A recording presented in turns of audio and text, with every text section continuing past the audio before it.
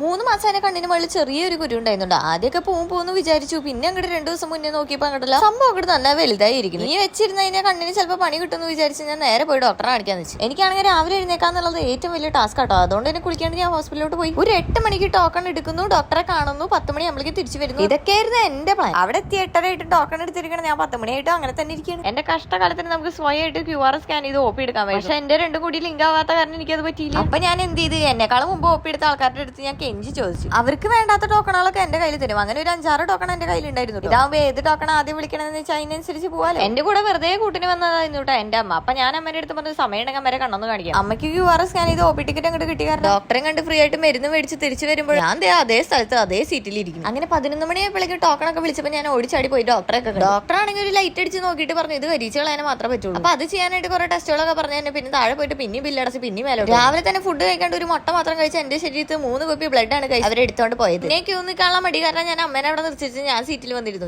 അങ്ങനെ എല്ലാം കഴിഞ്ഞ് റിസൾട്ട് മേടിച്ച് വീട്ടിലെത്തി മുഖം കണ്ണാടിയിൽ നോക്കിയപ്പോഴാണ് ഗൈസ് ആ കുരുവിന്റെ വലിപ്പം അങ്ങോട്ട് കുറഞ്ഞത് ശ്രദ്ധിച്ചത്. എനിക്ക് ക്യൂ നിന്ന് കുരുവിന് മതിയായിട്ട് കണ്ണീന്ന് ഇറങ്ങി പോയതാണ്. എന്തായാലും ഈ ഒരു കുരു കാരണം എന്റെ ഇന്നത്തെ ദിവസം പോയി കിട്ടി.